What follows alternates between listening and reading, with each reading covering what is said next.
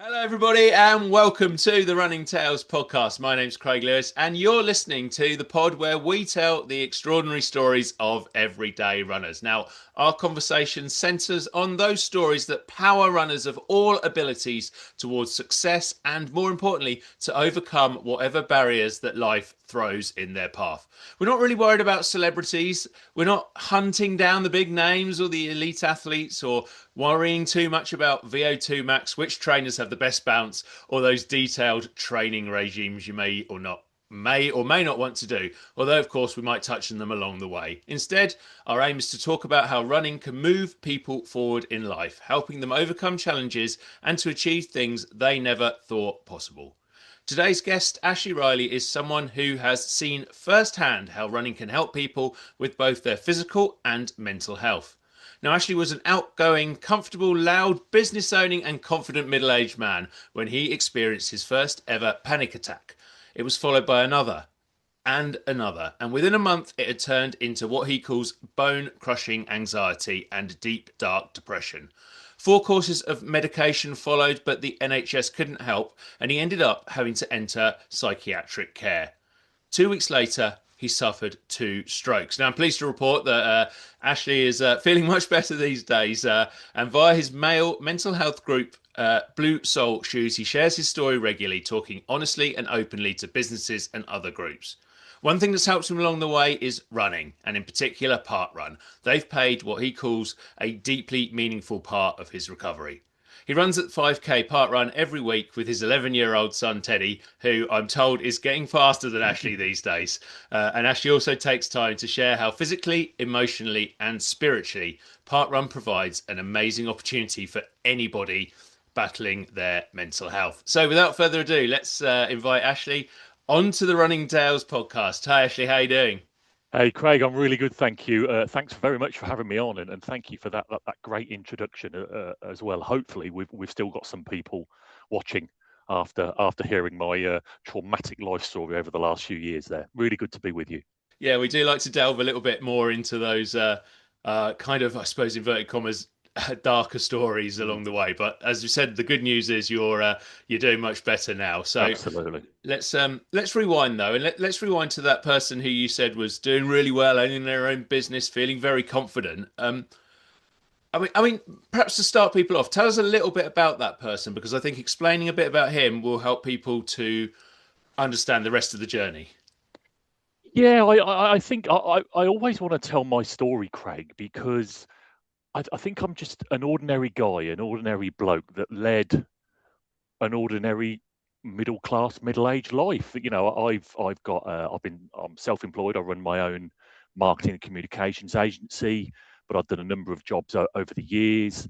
I've worked for a member of parliament. I was a children's nurse. I've worked around the world in different jobs. I was the director of communications at Stansted Airport. So lots of really exciting roles that I feel I've excelled in. And that's, that enabled me to be what I thought was this happy, confident, loud guy, happily married for 30 years, two lovely young kids. And I think therefore when something like bad mental health happens to you, the first thought you have is this stuff doesn't happen to people like me. Well, this shouldn't be happening. And it's that memory and it's that thought process that led me first of all to actually becoming more and more ill, but actually led me to really wanting to share my story because I've learned that mental health in its bad form can affect absolutely anybody. It does not discriminate. It can affect men, women, young, old, black, white, gay, straight. It can affect anybody. And it hit me so directly between the eyes that one of the things I think as I started to come out of it, I said was that I need to share my story because I felt so alone when I went through that. I didn't think any other person could feel as bad as I did. And I now know that people do. And hundreds of thousands of men do, hundreds of thousands of men do. And therefore, if I can just share my story a little bit and it can help other people, then that's what I would have wanted at the time. No, I mean, I think that's a really important point and a really important part of this whole conversation because one thing about, I suppose, the stigma of mental health is that there's an assumption that it's happened to somebody who has something's gone terribly wrong in their life, or they've got some kind of childhood trauma, or whatever it might be. And of course, elements of that exist, and some people sadly have to go through that kind of thing. But it also can hit you out of nowhere almost, and at a time when you're feeling on top of the world. I mean, I was speaking to a chap for the podcast that's gone out this week. It might be a couple of weeks down the line by the time this podcast we're speaking today goes out, just for people who might want to go back. But chap George Puckett, he was telling me his life. He's living in the Brecon Beacons. He's got a fiance. He's got a 1 year old son. He's really happy in terms of how he should be, but he wasn't. And I think that is, as I've said in a rather roundabout the way, House's way, a really important part of the whole mental health conversation. I think it is, Craig, and I'm open with people that I held some quite bad prejudices. I thought anxiety and depression happened to kind of sad, lonely blokes, Mm, kind of little blokes with no mates who were shy, who you kind of used to probably pick on at school, and they were a little bit strange, and it happened to weak people, and it was their own fault, and it was through lack of effort. And I learned actually that didn't help me because I thought I was doing something wrong, mm, and I learned that that's all was part of my warped view of what masculinity is. That actually mm, being a real man is about having a strength of emotions, and not showing that you cry, and not letting things hit you, and working for 12 hours a day, and saying to the family, you have to come second sometimes because dad needs to work, and all of that stuff that I've learned since is really not helpful. And yet it's what the world tells us far too often that being a real man is. And I've learned that's not what a real man is. That's not what real masculinity is. I've learned the hard way. I'm hoping I can help people realize they don't have to go through that, and end up going through what I did. yeah, and I think you and I are probably sort of at the end of a time in a generation where almost we're in the last generation to sort of be taught that way, to be brought Yeah. up to believe that way. The kids today, they get a lot of flack for it completely unfairly, and terrible things like snowflake or whatever thrown in their Yeah. directions because they dare to talk about their emotions. But actually, I think we were kind of in that last generation taught to have the British stiff upper lip, and I don't think Yeah. it did anyone any good at all, did it? I don't think it did, and again, I'm really open with people because I had a happy childhood. My parents, bless them, that they're still alive, living in Dustin in Northampton. They provided everything they could for me. I wouldn't say I had a traumatic childhood at all, but unfortunately, like hundreds of thousands of other men, I was brought up in a very traditional male-dominated home where big boys don't cry and you don't share your emotions, and men are always in control. And that eventually just caught up with me. That wasn't good for me, and that led to a whole spiral of events. And it was the starting of a new role and living away from home for a few days a week. And yeah, that first panic attack came, and as you say, another one came, and then another one came, and it just snowballed completely out of control to a point where I was really seriously ill because I'd not been looking after my mental health in my life until that point. Mm. Yeah, and it's kind of the way you spoke about it in the blurb you sent me, and even then, sounds like it came on quite suddenly. But I'm guessing, although it may have you may have realised it was happening quite suddenly, that it maybe had been creeping up on you for a little while. Yeah, it was definitely creeping up, and I spoke to people since that said, we saw you about 6 months beforehand, and we could tell that something wasn't right. But Mm, again, like a lot of blokes, I just pushed it down. Oh, I'm a bit teary. Oh, it must be something on the TV setting me off, or I'm a bit stressed. Oh, I'll just work a bit harder. Oh, the family are noticing stuff.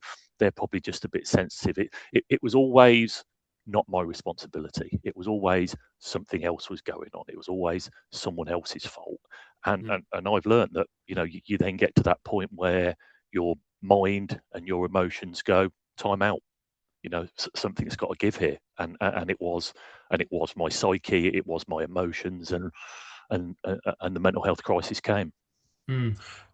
Because I think in your situation, from what we've said in the intro there, obviously a lot of people suffer mental health. Some of them may find coping mechanisms at various stages of that, whether that's exercise or medication or whatever.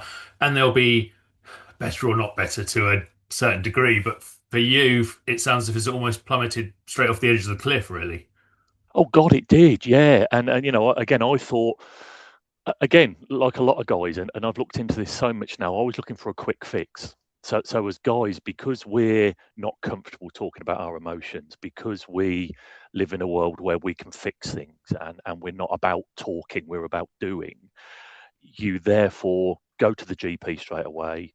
You get medication, and you think this is going to sort it. This is going to do it.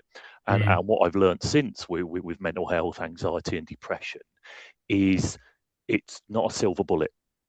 If you get a chest infection, you go to the GP, you get some antibiotics, and pretty much it's gone in 2 weeks. If you break your leg, you get put in plaster, bit of physio, you're back again. Mental health isn't like that, and so I was looking for quick answers, and I was one of the, I think, 15% of people in the UK that doesn't respond to medication. And Okay. unfortunately, the GPs put me through 3 lots of medication over about 2 months. I got worse and worse. And one of the hardest memories is my wife taking me into the GPs. I was in a mess. I was very upset. And the GP looked at me and said, I don't know what else to do. What do you want me to give you? And you're Right. like, what, sorry, pardon? What? They didn't know what else to do. And that doesn't just happen to me, that happens to loads of people. And I was sent home to just exist. I was sent home with that's your lot. The NHS can't do anything anymore for you. And then that's scary, because anybody listening who's been through anything like this knows that one of the things you lose when your mental health dives is you lose hope. Mm. You lose hope of, am I going to get better? You lose hope of, will I get through this? And yeah, it dived, and it continued to dive, and I didn't look after myself. My wife didn't know what to do. I didn't seek therapy. Looking back, why on earth I didn't do that, I don't know. Tried to keep working, and yeah, I ended up getting what we call psychotic. So I became really quite poorly, out of my mind, and we had to go into psychiatric care. So again, you don't get put into psychiatric care easily. Uh, Mm. I didn't qualify, if that's the right word, to use NHS psychiatric services because I wasn't threatening to take my life. And again, I'm really open about this. We had to somehow borrow a serious amount of money from family to go into a psychiatric unit privately in the Midlands for 10 days to straighten me out, to get the medication sorted. And that's fortunately what we were able to do. But you can see from that story why so many men give up hope. I'm always incredibly challenged by the statistic that of all the suicides in the UK, 75% are men. Yeah. That's simply not okay. That simply has to change. And the reason why that is because, as we've said already, guys don't seek help. Guys are just left to exist, and they run out of options what to do. They either self-medicate, so they use alcohol or drugs, Mm. or they end up considering taking their life. And I speak to a lot of guys that feel like that. And I know where they were, because when you run out of hope, oh my God, where do I go next? And that's where I ended up. Mm. Um, we've spoken, I suppose, about some of the way mental health manifests itself and some of the, I suppose, the bad reactions that we have as men. But Yeah, I'm just wondering what your thoughts are in terms of what's originally causing what seems to almost be an um, epidemic of poor mental health for, well, generally, but specifically among men at the moment. yeah, yeah. It's a really good question, and there's mixed views on it.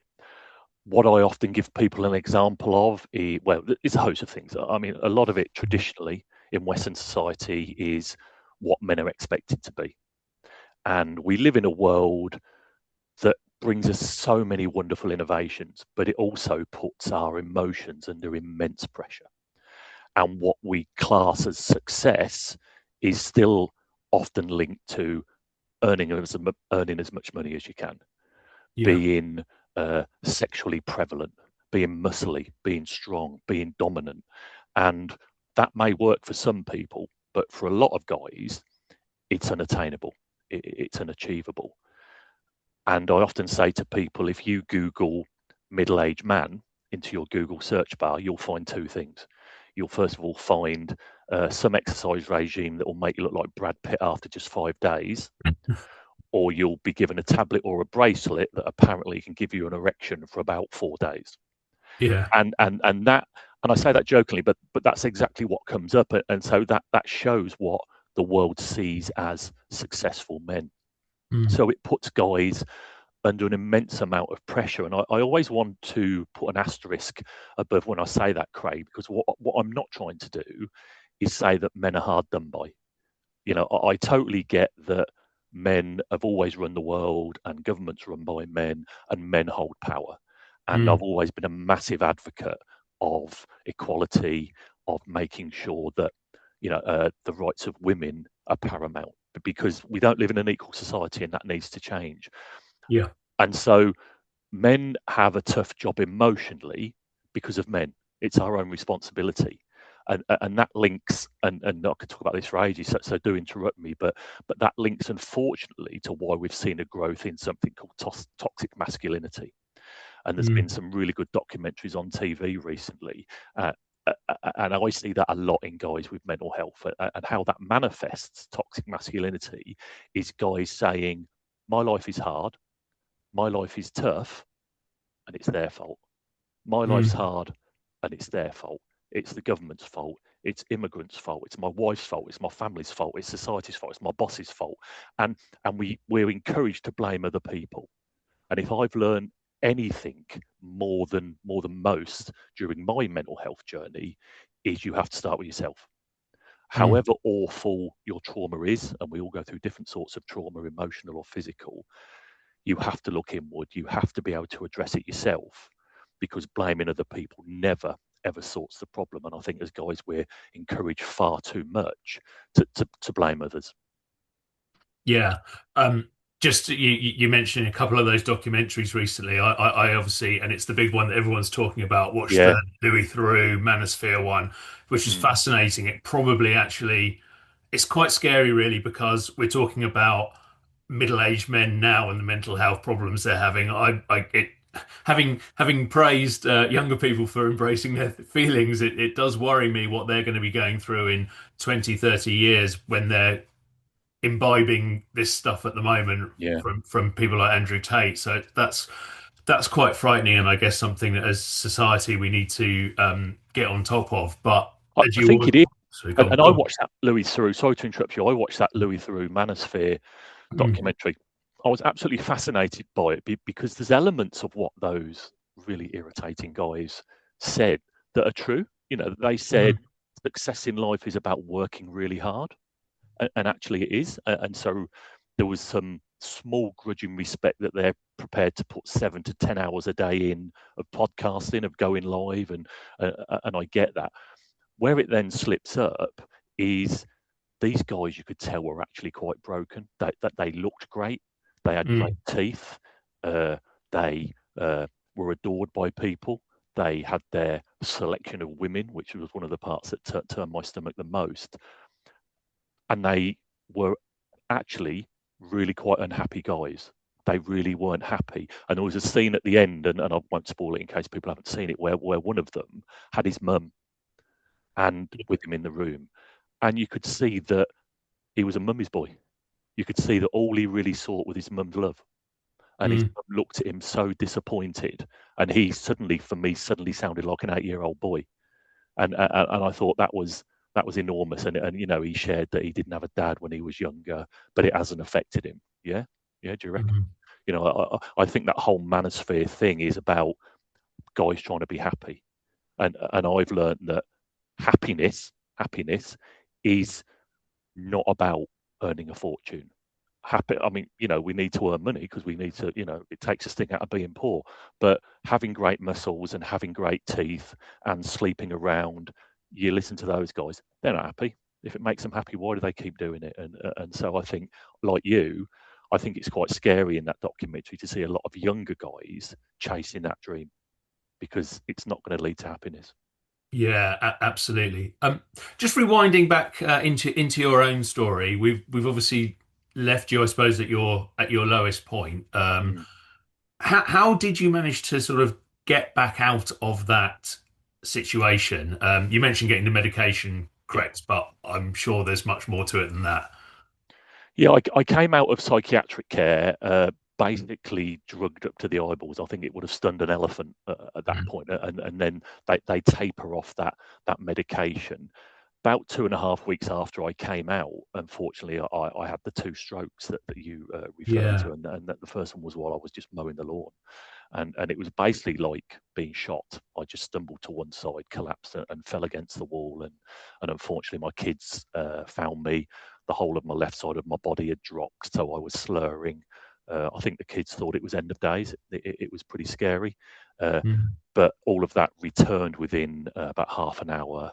Went into hospital, had another one the next day, and then my recovery was actually from the stroke was really powerful, was really good. So I'm left with no after effects at all. I remember sharing with a doctor. Uh, feel pretty aggrieved here. You know, I was 51 at the time. I looked after myself. I was a park runner. I ate healthily. I was in good shape. Why is this happening to me? And he kind of said Yeah. very frankly, Ashley, if you were overweight and smoking and not looking after yourself, you'd probably be dead. Yeah. Yeah. And so, you know, that was a wake up call. What really made a difference was meeting the most amazing psychotherapist. And there's lots of them out there. There's also, you know, I always put a warning that there's also a lot of therapists out there that purport to do wonderful things but don't. But what this therapist has taught me, to cut a long story short, is that our sessions, excuse me, 20% of them are identifying what's caused the issues. 80% of them is right, how are we going to put that right? And Mm. so it's behavioral change.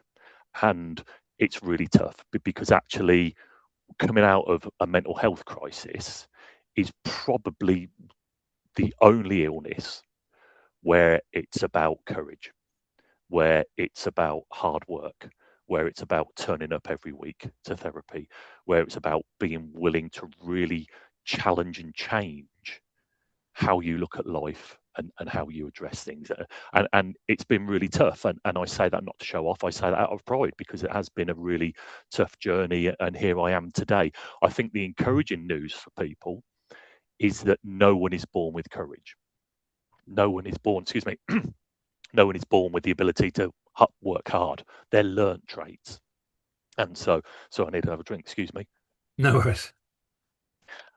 And so I say to people, I get having courage and I get working hard on your mental health is not easy, but it's not easy for anyone.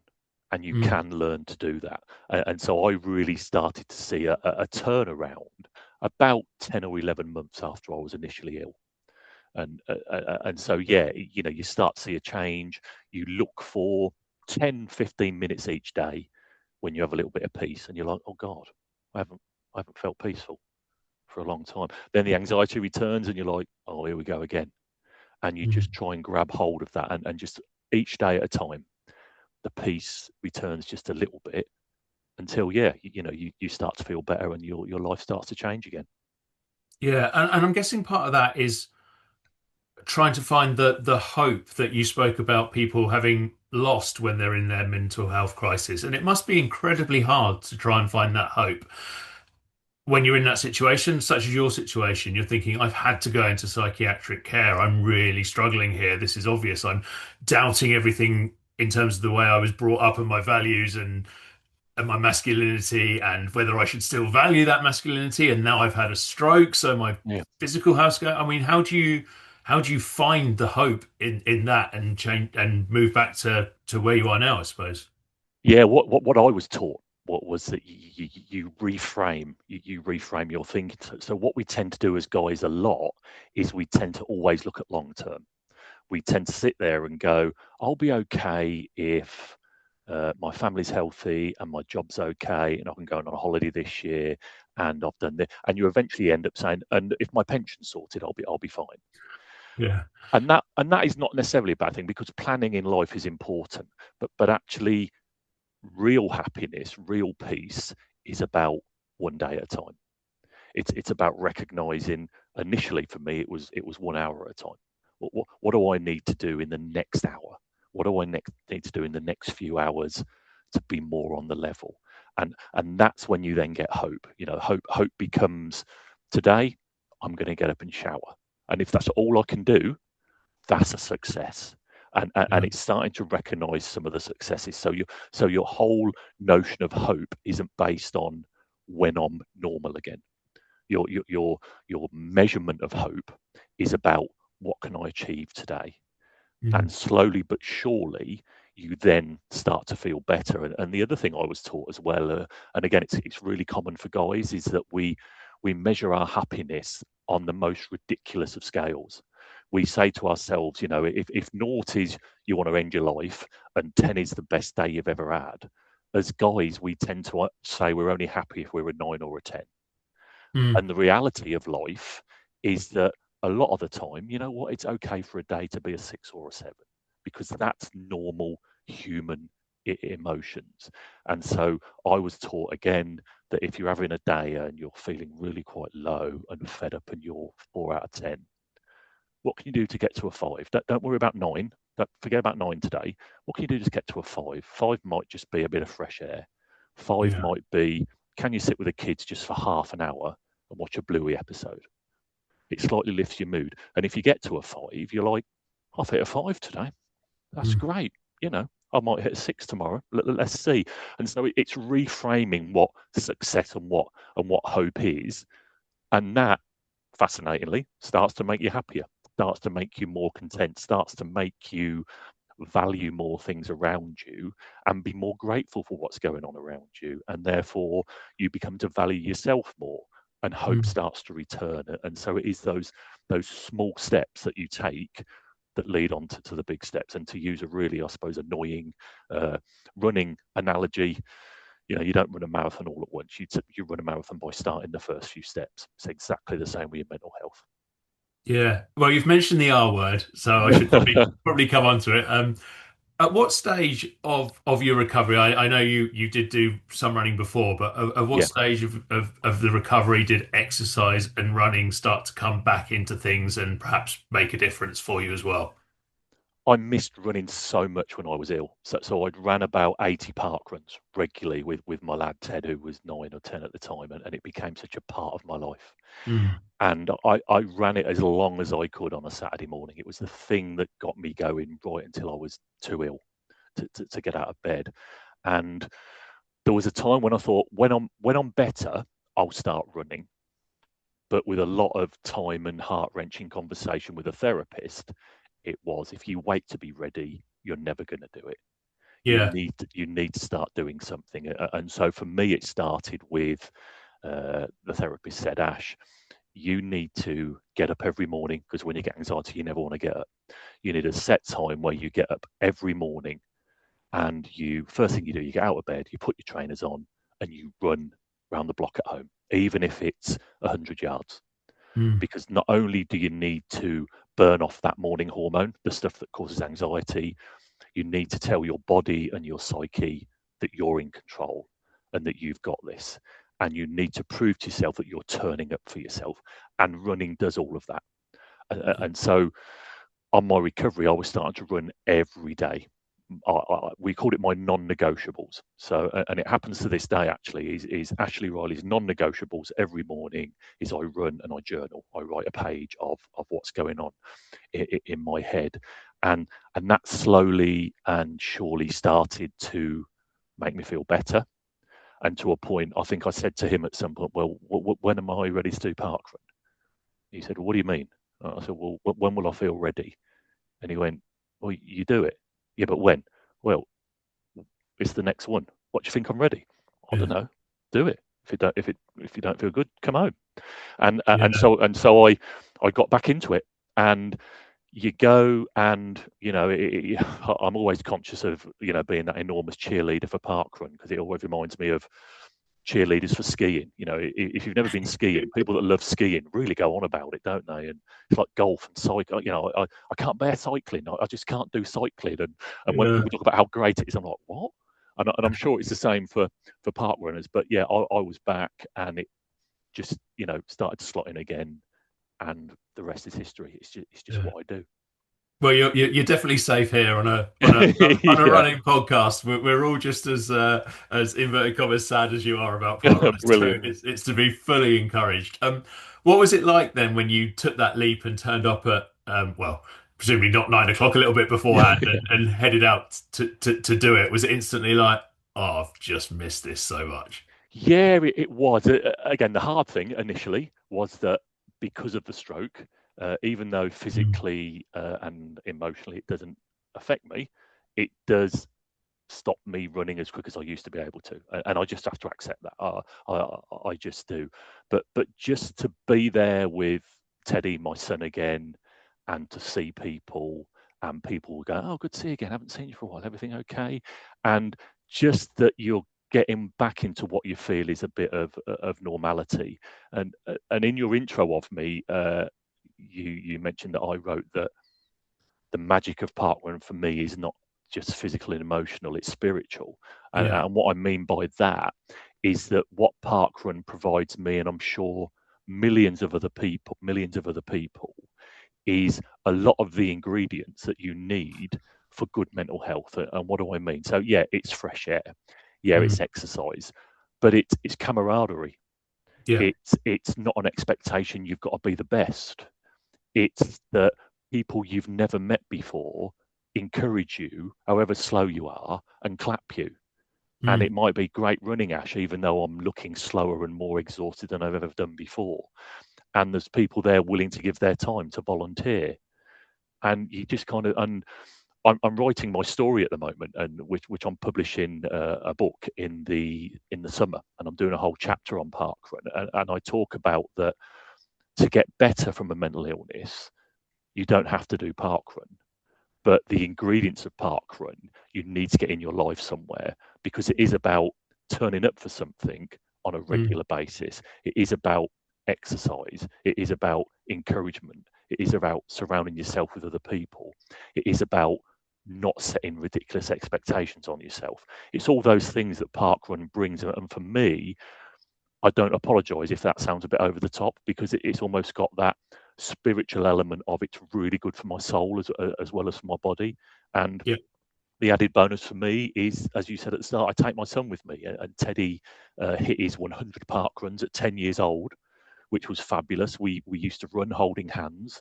Now he's off. You know, he's over 11. He doesn't need me to hold him on a lead anymore. And it's brilliant. He claps me in. He claps me over the line. How great is that? And so yeah, it's just a part of what we are. Mm. No, it's lovely always to see yourself and Teddy at the park run Yeah.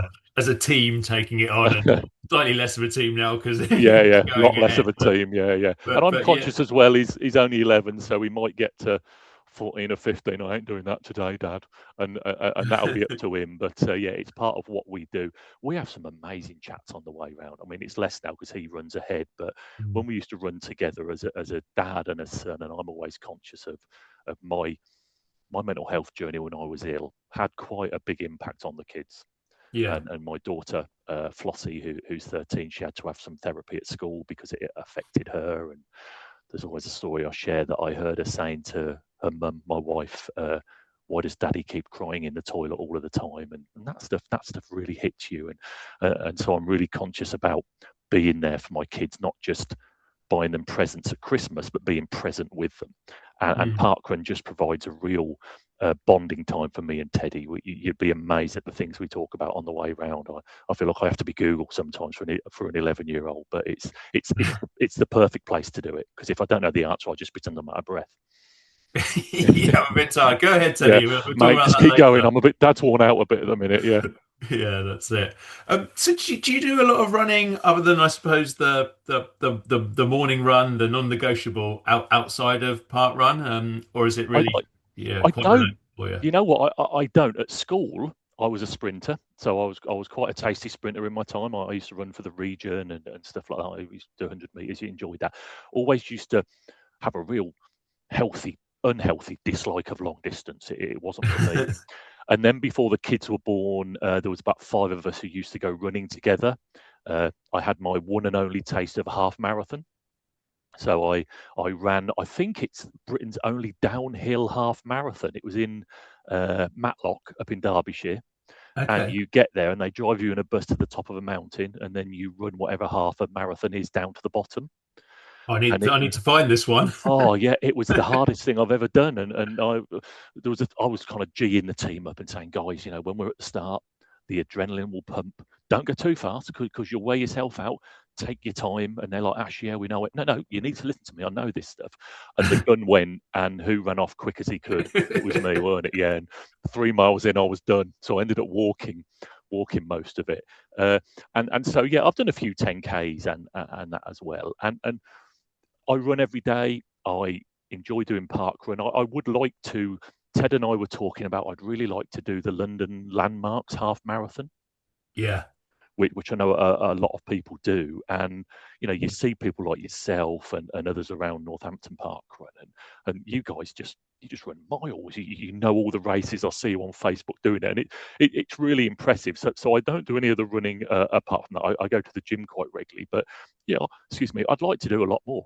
I think I would because it just feels so good.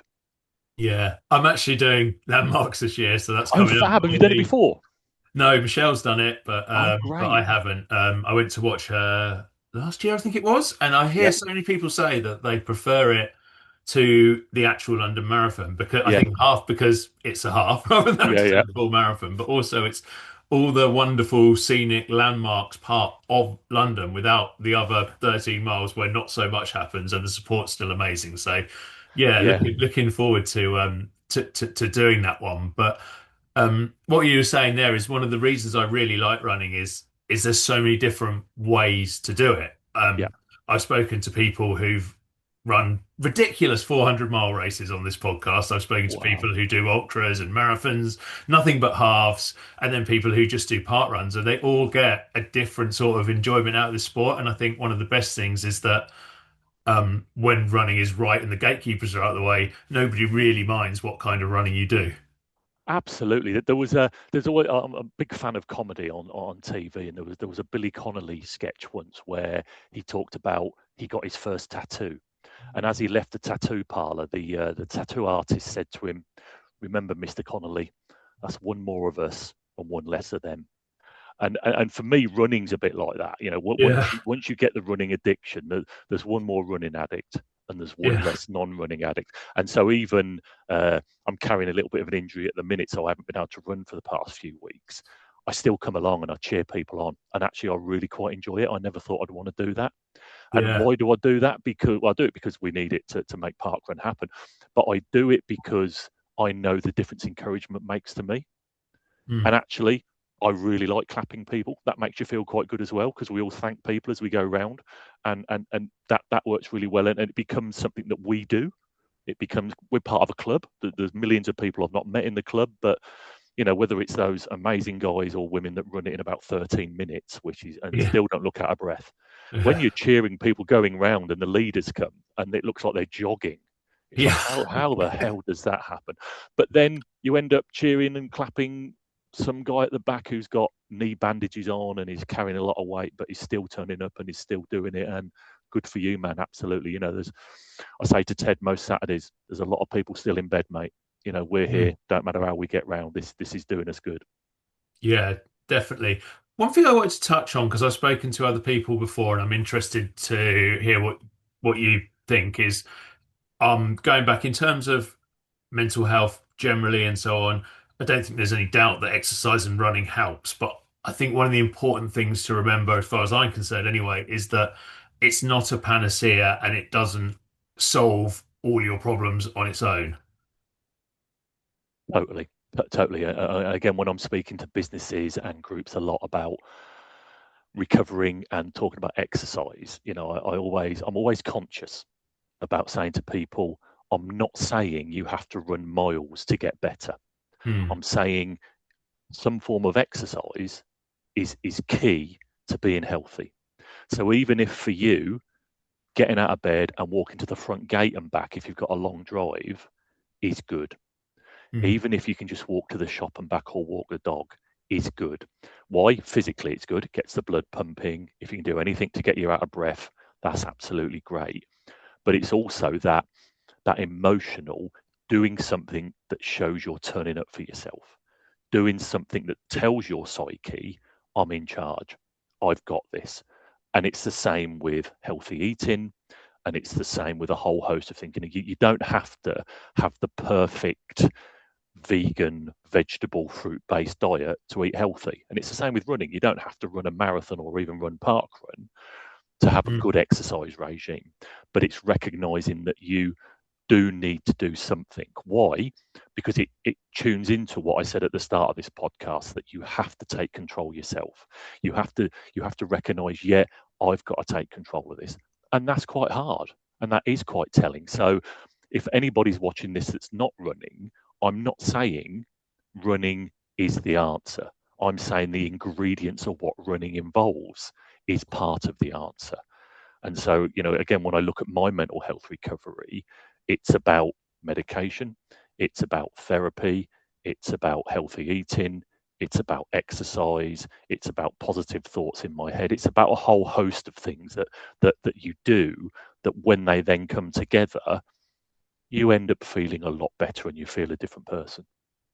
Yeah, and I think the other part of it, just concentrating on running, is when you get into running, there is potentially that danger and of it becoming the thing that you embrace as part of your masculinity, Yeah. i.e., I need to get my PB, I need to run faster, I need to run further.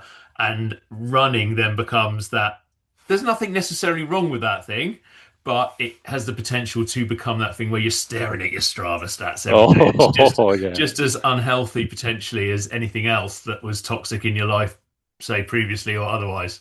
Yeah, you can't live and die by the PB, can you? But I say to people, it's okay to get your text and for you to be disappointed for a few seconds. Oh, I thought I was faster.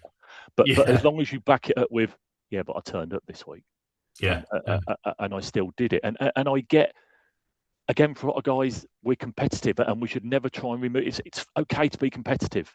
It is. mm, It's okay to want to win. It's okay to want to be our best, but we shouldn't live and die by it. And I think there are times when my PB is nowhere near, and I'm slow and I'm sweating and I just haven't got it. And it's those points I try to think, why is this park run done me good this morning? And it's done me good because when you're out of breath and you're breathing through your bum, you can't think about your anxiety. You can't think about your depression. All you yeah, can think about is, are my lungs going to get me round another half of this? And when I was getting better, and my first park runs, when I was coming back, and I was still having some anxiety and some depression, it was wonderful to have 29 minutes of not thinking about it, mm, because I couldn't, because I was trying to breathe. And yeah, you get back in the car and all the thoughts start rushing back into your head. But that out of breathness for however long it takes to run was a real tonic, and still is. yeah. One of the things I find with park running and running events, I don't know if other people find this as well, is like unless you're pretty darn fast, you're not going to be competing to win it. You might be competing against yourself, but I've played other sport, and obviously you play at your level. You play generally Yeah, 11 against 11 or 1-1 if you're playing tennis, maybe double, whatever it is. But you win or lose at your level, and that can be really frustrating. yeah, When I'm out running that part run or those events, I know you're not supposed to win part run, but hey, yeah.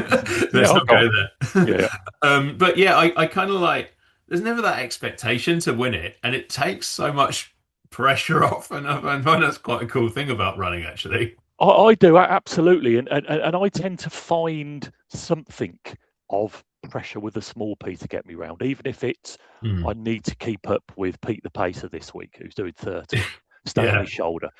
Another week it might be if someone doing 33, I'll keep it. Or I think there's a guy called John that I run around with quite a bit, and John's, John's in his 70s. He likes to chat on the way around. He runs it a little bit quicker than I usually do. I'll keep with John this week and see how that goes. So you have it on different levels. Some weeks yeah, I turn up and Ted's gone running, and I think I just want to run on my own this week. I just want to go around at my own pace. I've had a busy week. I don't want to be that friendly to people. I'll chat at the end, but then I'll get off. yeah. And enables you to do that as well. Again, there's not this pressure that you've got to chat to everyone on the way around. People let each other just get on with it and do what's right for them. And if you want to set yourself a little bit of a goal, you can. If not, you just go around and you do your thing. Mm. And just to finish off, going back, I suppose, to your story and what you're doing now, and you've touched on it a little bit, but how important is it for you to get out there, tell your story, trying to remove some of this stigma around men's mental health, and tell other people it's not weird, it's not weak, it's not a failure. This happens, but you can recover, you can get your life back on track. I feel obviously you can tell I feel so passionate about this. I tell my story genuinely not out of the need to have sympathy. I tell it because when I was at my lowest, I didn't think anybody could feel as poorly as I did. I thought I was on my own. I have never felt loneliness like it. And if there's one other guy out there that can benefit from knowing they're not on their own and they can come through it, that's the reason I do what I do. Do I like talking? Yeah, of course I do. I'm a guy. Do I like talking about myself? Yeah, we've all got some ego, haven't we? But I share my story, hopefully what comes across in an honest, gritty and open way. And I do that because I want guys to be able to embrace it and go, yeah, I've felt that bad. And you know, I speak on the radio, I do quite a bit of TV, and I get messages from people afterwards on Messenger, or they text me and they say, I was sitting on the drive, listening to my radio. To hear someone like you go through it means that I don't feel so bad about me going through it. Mm. And so I get out there, I speak to a lot of people. I do it, you know, aside of my job as well. Businesses pay for me to go and speak, which is great because I need to pay the bills too. But you know, it's about getting that message across and sharing with guys you're not on your own, and more importantly, Craig, getting across that you don't have to live with this forever. I still talk to so many guys that will say to me, yeah, I've had anxiety for about the last 20 years, or yeah, I've lived with depression my whole life. We don't say that with any other illness. We No. don't say, yeah, I've had a chest infection for the last 30 years, or yeah, my leg's been in plaster for 2 decades now. We don't do that. You know, we need to encourage guys that you can come through this. And how do I know they can come through it? Well, because if I have, then they can. And that's the message I want to get across. And so I'm quite excited. I'm writing a book at the moment. I'm writing it again because I want people to read it. We'll be selling it on Amazon in the summer. But it charts my journey. It charts my journey as a guy, some of the humorous moments, some of the sad moments. But I just think when I was ill, if there was a book I could have picked up that said how you're feeling is okay and you will get through it, it would have made the world a difference to me. So that's what I'm doing, what I am. And it's just amazing that people like yourself give me the opportunity to talk about it. So thank you so much. Oh, no, you're more than welcome. Just quickly, if anybody wants to see a bit more about your story, learn a bit more about Blue Soul Shoes, which I mentioned in the intro and haven't really mentioned since, where can they find you? How can they get in touch? Really, opportunity for a plug. We love a plug, Craig. Yeah, Fantastic. that's Thank it. you. That's it. So it's www.bluesoulshoes. So it's soul as in SOUL. So yeah, when you're poorly, you walk around with a pair of your soul is blue. So it's bluesoulshoes.co.uk. We're also on Facebook, LinkedIn, Insta. I'm on TikTok. Uh, I'm on YouTube. The videos, I do regular videos on there. Have a look. Just search Ashley Riley or Blue Soul Shoes, and the videos will come up. And if you can see them and they resonate with you, give them a like. If they don't resonate with you, please share, because there's still a lot of guys that say to me, we've watched your videos. I wouldn't want anybody else to know. My wife forwards them to me. But if we can Mm. just get people sharing them, then more guys will watch them and it will make a difference. So yeah, please look them up and look out for the book in the summer. You won't be surprised as a marketing person. I'll be making sure that you will see it somewhere at some point. Great stuff. No, well, absolutely, Ashley, and thank you so much for joining us today, talking about your journey, talking about the journey that other people can make to get better and move forward with their lives, and also for chatting away about the inverted commas cult of park run, which we all love so much. Thanks for having me, Craig. Really appreciate it. Thanks everybody for joining us. Thank you to Ashley. I hope you enjoyed our chat today on the Running Tales podcast. If you did, go away, give us that like, give us that subscribe, tell all your friends about it. That's my favourite bit. Just chat to everyone about it. Get them to see it, get them to talk about these stories, get them to go and check out Ashley's videos and everything else as well, because it's super important stuff. You can find out a little bit more about what we do on runningtales.co.uk, and you can check out all our stories in written form with some other stuff as well on runningtales.substack.com. So thanks again for joining us. Thank you again to Ashley, and we will be back next week with another episode of the Running Tales podcast.